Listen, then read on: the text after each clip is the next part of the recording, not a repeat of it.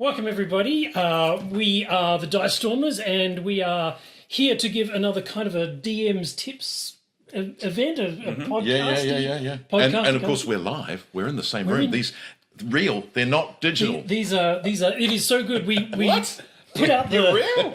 we put out the call to whoever wanted to be here today, and these two fine gentlemen said that they were free and available. Well, it's my house, so I was here. So I was here anyway. Yeah. So we're here with Murray and John, and I'm Derek. In case you didn't know, John is here against his will. That's right. And this is the wall of opera. Opera CDs. In case you might remember that from very old Dice Stormers adventures. Yeah. Alas for the Awful Sea, I think, was shot in here. And Carnage on Tall, my very first ever GM game. All right, so what are we going to talk about? I thought I would bring a topic that is kind of near and dear to my heart, and that's kind of setting a scene. And in the last podcast, we talked a lot about an overarching narrative or a story. I wanted to go a little bit more granular and talk a little bit how do you draw players into an individual moment in the game.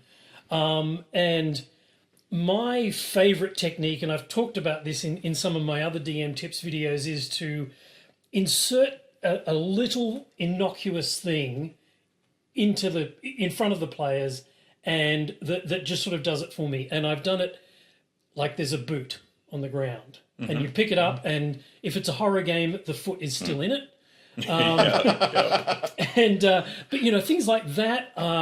I did it really effectively in an Alas for the Awful space game where Nathan took off the helmet and I said, you can smell off meat. Yeah, I think that sensory stuff is so important. He that was clearly a big impact on him. Yeah. And I was like, wow, I've hit on something interesting there. So I think, your use of the word granular was very cool because I think often, the stereotypical setting of the scene is a description of the room, its dimensions, its environment.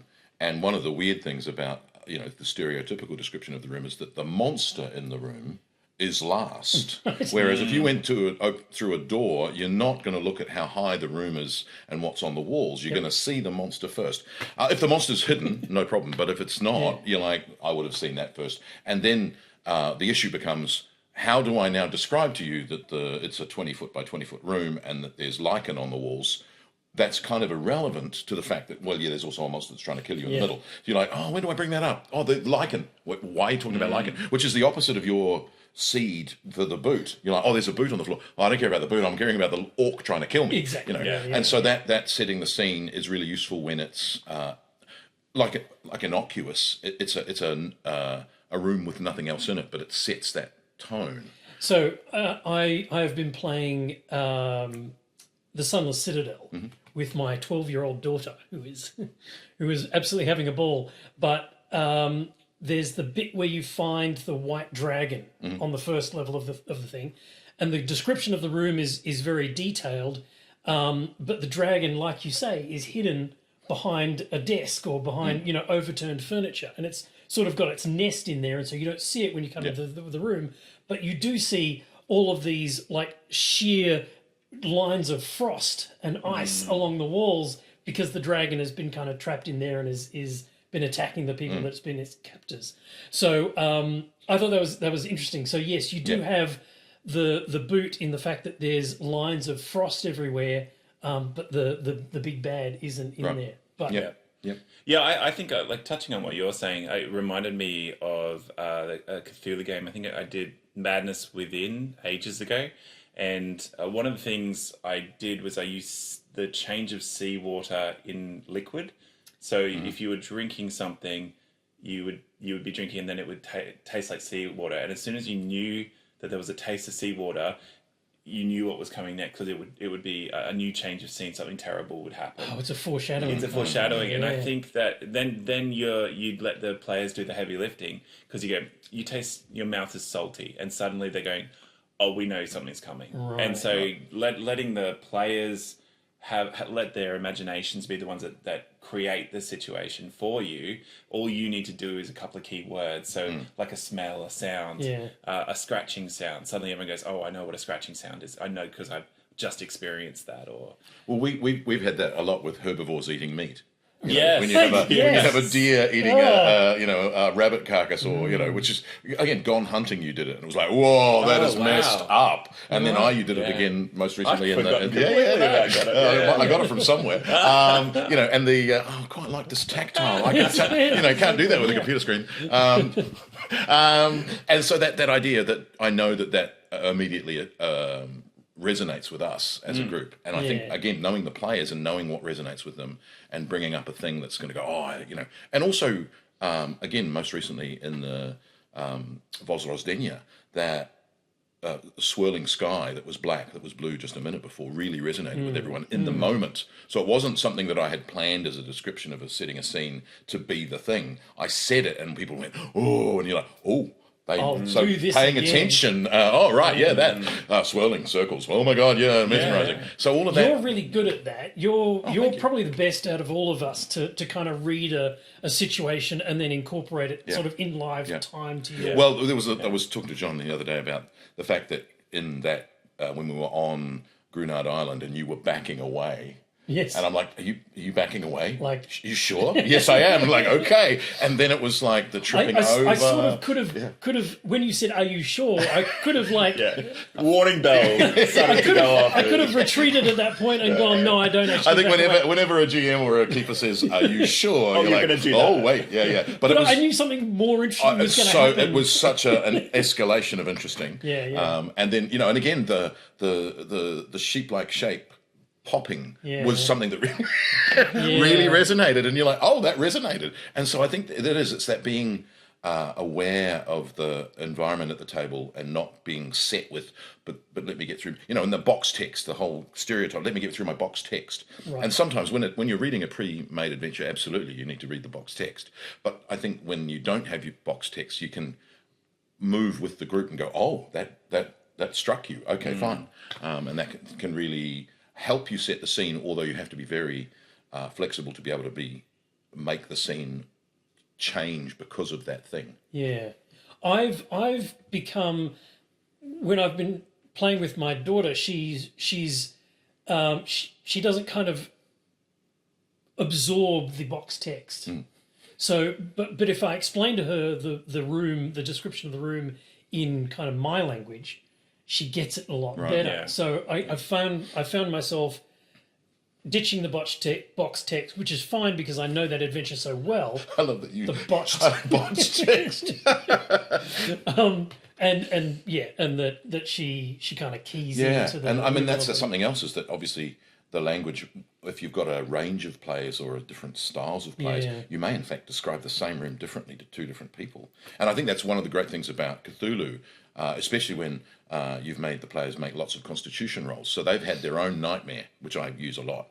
And therefore, to you, it looks like this. But to you, it's like this. Yeah. So they've actually got the same room described differently for two different players. And so their imaginarium is going off. Yeah. And hopefully you've got it right that both of them, for different reasons, are going, wow, yeah, cool. Yeah, okay, I have to do this. And at its best is where I have to do this, and the other person's doing the opposite. I have to do this thing. You're like, oh, those are going to be interesting. Yeah. I think that idea of personalising it to the players, I feel like is so key. Yeah. We were doing Werewolf. We didn't put it on video. Sorry. Yes. But we were doing Werewolf the other day, and one of the scenes was on a train, and there was a homeless guy on the train, slightly drunk, and he came over to the players. And my goal in it was to inform the players that something bad was going to happen. And so I could have had anyone in that position. A homeless guy works well because it's a World of Darkness setting. And you can kind of be a bit crazy and a bit weird. Yeah. And my goal was also to have him die and for no one to care because he's homeless. Yeah. The rest of people wouldn't really notice. But in order to personalize it, I made sure that the homeless guy recognized Ben's character, and I think Ben's character he's a politician in it, and voted for him. And so suddenly you've got a personal connection to a character in your scene who you don't know. The stakes are slightly higher. They've connected with you, and you've also, the player feels scene, I think. I don't know if he did in the moment, he didn't tell me. But as a player, when I receive it, when the GM gives you something that's very personal to you, I find that suddenly you're invested in that scene just that little bit more than you normally would. Yeah. I've been a little bit obsessed, and we haven't played it yet, on or off camera. The Heart role-playing game. I talked to you about it, and you said, "Wow, this looks really good." But sounds like me. The first game they made was The Spire. Yes. And yes. I remember this. Underneath is the Heart. Wow. Yeah. Sounds exactly right. Yeah. And as you make your character, you write down 2 minor and 1 major things that you want your character to experience over the course of the adventure. Right. And when you achieve these minor things, that's when you level up. And when you achieve the major thing, that's when you die. Right. Oh, or the thing ends. Oh, wow. Okay. Cool, and so it's a very kind of interesting thing. But as a DM, you have to keep all of those things in your head. Yeah. And you have to kind of juggle all of them, and that's where I have trouble doing things like, the homeless man recognizes you and voted for you kind of thing. So, and yet you touched on, just beforehand we were talking about some of the things, and you were talking about the card system on top of the GM screen. I feel like that tool, if you want to talk about it, is a really good way of getting around that. So I had I think it was the Horde of the Dragon Queen adventure. So if you go back and you see that, you'll see I've got a DM screen in front of me, but I've also got index cards that are folded over on the top, and on the front they've got Murray's character's name and a little information underneath it, and the bad guys, and that's on the front. That's sort of facing the camera, but facing me is all the passive and active perceptions of those characters, their stats, like some of their armor class and their hit points and things like that. So I can know the basic idea of those characters on my side at all times, and I found that really helped me cater. It was also a really good way of tracking initiative. Yes. So I would just pop them around, and I had one for the bad guys as well. So. I mean, I'm a copious note taker, but when we're playing, I will note certain things on my sheet, which is similar to that, but very limited in terms of. So again, in Vos Rosdenia, for Sylvia's character, when Billy was attractive, that just became a trope for the whole, and me putting up the picture of Demille. What'd you say? So dreamy. Until you then gave yourself to Yog Sothoth at the end. Oh, spoilers. Yeah. Sorry. Sorry. No. Can you bleep that bit out? No, I'm leaving it in. This is punishment. Punishment, absolutely. Yeah. But for instance, another thing I think, so I take notes to say, that thing. So they're like one word next to the character's name. Make sure you bring that up. And so, so for John's character, for Garrett, it was very much about reiterate his importance from a science perspective. Yeah. And that was really, make science rolls.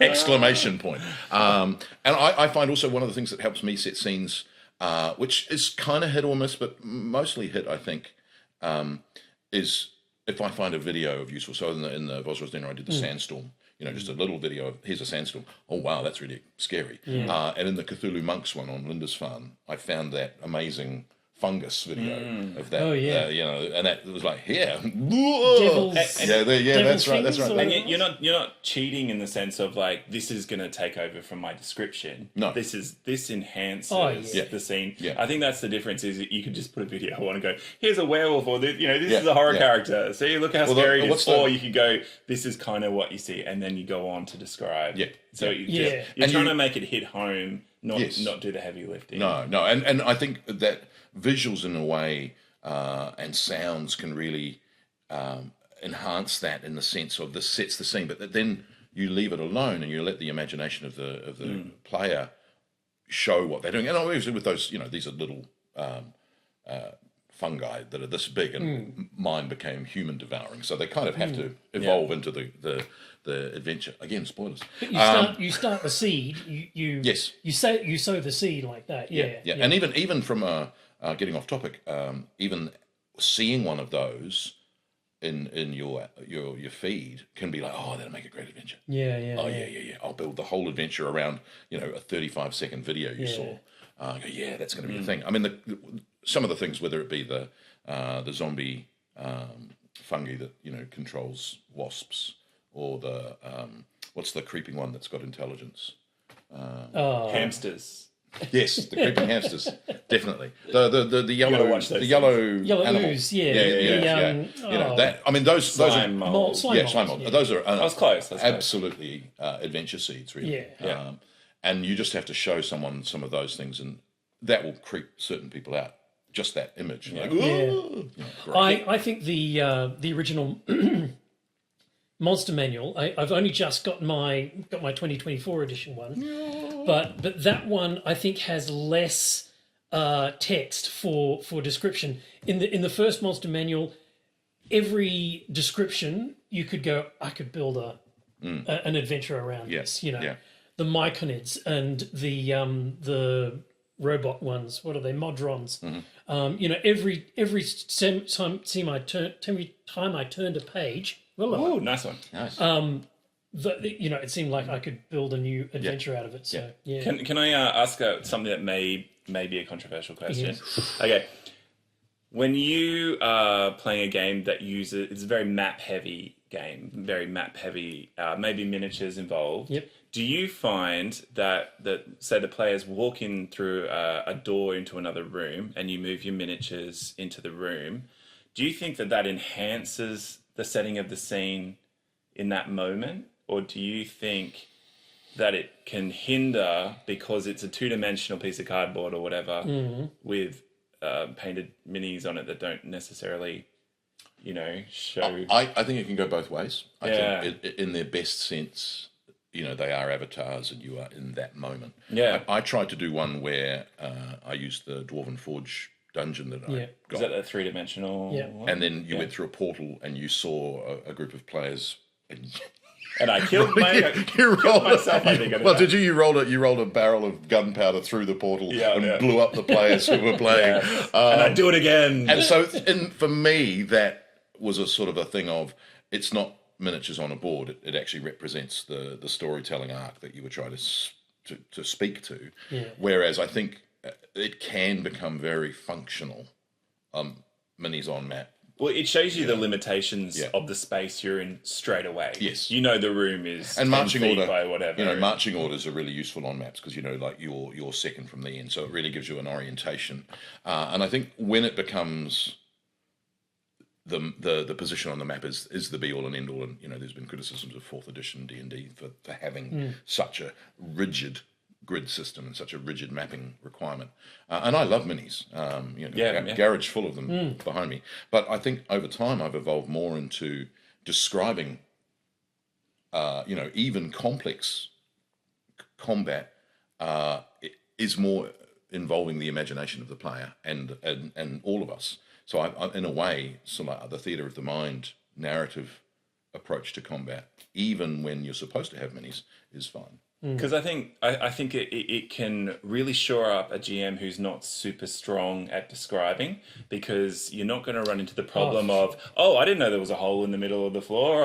There are columns here. Like, I forgot to mention that. So I think having that really, it's a shorthand of, that's true. This is the room. This is kind of this is what all the pitfalls you're going to expect in the room. Yeah. I mean, we played one of the D&D adventures, the sword, the one that's on the coast. Sword Coast. No. It's not Sword Coast. Coast Sword? Coast Sword. No. Sword Coaster. It's the one where you played the tree. Oh, right. Yes. We'll put it on a banner. Shiny birch? No, because that relies on me knowing what you're talking about. Yeah. Well, I'll tell you. But there was a... that had... I forgot what I was bringing it up for now. So there were some holes in the floor, I think. Holes in the floor, and we did the Dragon Forge thing for that, and we had the whole thing, the whole level on the table, and so the players could kind of see all of what was coming up for them. And I guess that's one disadvantage of it, in that it's spoiling the. I mean, we've done details over the map that you can't see yet. And obviously digitally you can use fog of war and black it out, which is not high tech. I think it's on what do you call that program that was very old fashioned? Sword Coast. Well, and just blacking out the room you don't see, so that it's not. It doesn't have to be fancy. Yeah. So I think it can spoil, and of course the other problem is the repertoire of terrain and miniatures that you need to have. It's like, I don't have a floor with a hole in it. I need a floor with a hole in it. I have to go and buy a floor with a hole in it. As me, I just cut out a square. But we're doing much cheaper that version. Absolutely. One of the other things that I found, really good for sort of setting a scene is things that have happened beforehand. Like in Descent into Avernus, you're traveling around the city, the Elturel, that's been dragged down into hell, and there's all sorts of bad stuff that's going on in the city, and the characters come around a street, and in the middle of the street there's a giant blood stain and a drag mark off to the right, and there's nobody else around, there's nothing else happening, and you're going, oh man. But see, that's also narrative. That's narrative. Ignore this. This is and it's not a pub fight. Paul of blood with a drag mark. And I think also that idea of building telling on that, a story telling a story within story. it, and I use dreams a lot, especially in Cthulhu. So when we did when we did Malfall, set it in the dungeons under Berlin as you were trying to help escapees and things like that. But when I did the Whitechapel murders, you all had dreams, the same dream, and you were like, wait, what? And I didn't, your characters needed to work out that they'd had the same dream, which was really interesting. In terms of where it was leading you, what it was showing you, and in the one I felt like that was a bit hard for me, as a player, to say, why would I tell a bunch of strangers about a dream that I'd had, and I kind of there was meant to be struggled with seeds from each person to go, wait, did you say? And I think that was where we got to, which was perfect. And in the blood flag one was the dreaming. And again, that was the personalised. Each of you had a dream, which was the worst case scenario. So you were the taxi driver, and you saw ghosts of all the people who died in your home city. And Johnny eventually. Spoilers. And what was your nightmare? I can't even remember my dream from last night. Hang on. It'll come to me. Come on, brain. Yeah. So that idea of working on dreams and then having them. Not become real, but having them in the environment which sets that scene. That this is the scene of that thing. Yeah. Oh no, you had the eyes. You had the eyes. You knew had seen him somewhere. Oh, with Wilhelm Shatman, you'd seen him. And you had to. You remembered his find creepy, out where. Creepy eyes. Yeah. Which again, see, that was using a photo. That was using an actual photo of a real person and going those eyes, and that was the key for that setting the scene of like. That's what I see in my dreams. So that's kind of cool. Sirenscape is good for this too, as well. I remember at one point, I was playing a game, and I said, as you walk down into the dell, the rain starts, and I pressed the rain button on Sirenscape, and the little light patter of rain just came in and just kind of complemented what I was saying really nicely, and that all helps because now you go, okay. Now there's mud. Now there's I can't see as far. There's all those sort of things that come into a play. I think which is also unconscious too. Like a lot of it, you're not thinking of that because you're just picturing it. Yeah. So you're already making assumptions about the setting only based on the sounds that you're creating. Yeah. And obviously a lot of game systems now have cards where you've got NPC cards, so you can show people what that person looks like, and that's a key for them to go, oh, and this person looks like that, which is the same as Billy Ruffian's photo. Quest Portal did that really nicely too. And also, very nicely, I think. Yeah. Billy Ruffian. Thank you. And also, Billy Ruffian. Let's just take a moment. He can ruffle my Billy. We'll put him up on the screen.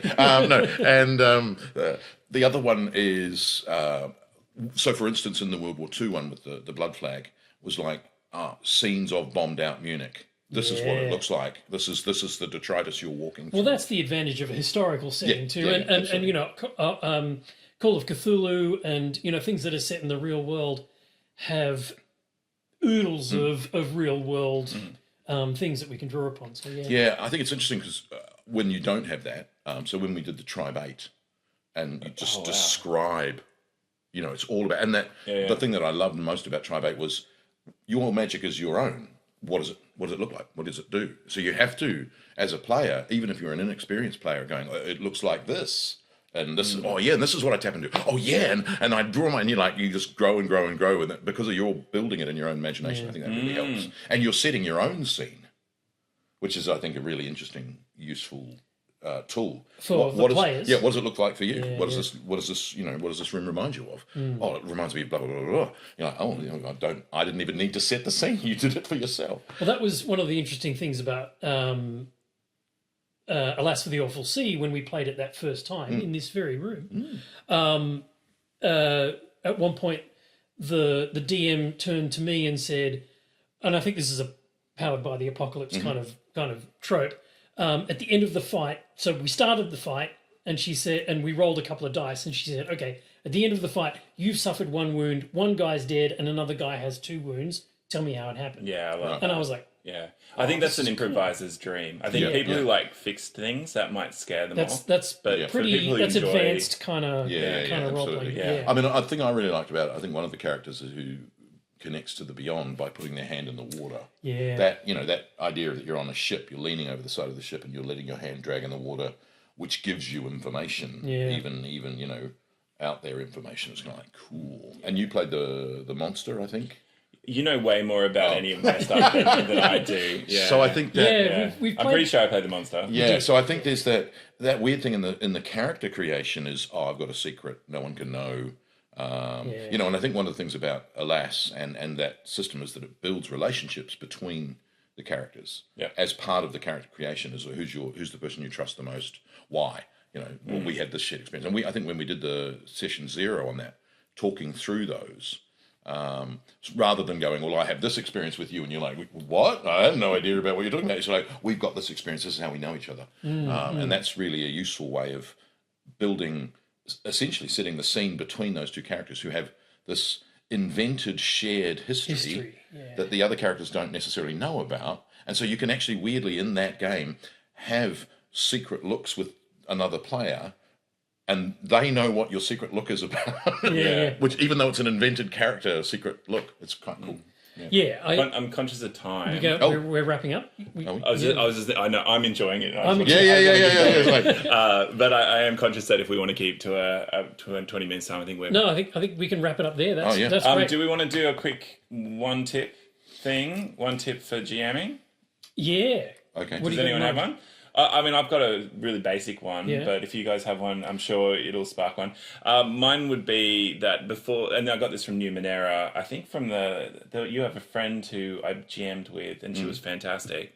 Numenera, you have GM intrusions, where you have a moment for each player that they have an experience during the game. So I think one thing I've been trying to do lately is before the game, think about one encounter that I want each player to have that is unique to their character and allows them to flesh out their character just one more step on that journey. So it could be a difficult trial that they have to face based on something very personal to them, and it's unique to them as well. So hopefully over time the character becomes more and more fleshed out because they all start as basic characters. Yeah, so that would be my tip. Right. Mine would be sensitive to the thing that resonates, and that obviously as a GM you need to be aware of what's happening at your table. But if something resonates with people and they go, yeah, cool, go with it. More of that. Use it. Yeah. I think my one is kind of along the lines of that, and it's sort of paying attention to your players, but find the thing that is going to resonate with that player because of their history or their backstory or their character. And I know that's a lot to kind of keep in your head, five players, and they've all got different backstories. But if you can do that once per session, you'll find that's really ruin our format. That was something you did for me in a Numenera game where I was the orphan, and the bad knew me from the orphanage, so knew that my entire persona was a fiction. Oh, wow. And remember, and I had the mirror that would send them to another dimension, and I put the mirror on her head and sent her away. Like, yep, nope, I'm intact. All right. Well, that has been another DM's Tips. If you liked this, please give it a thumbs up and a subscribe if we've earned it. But also, if you have any suggestions for what you want to hear us talk about in the future, we'd love to hear those too. Send them in the comments. We'll see you on the next one. Bye. Bye.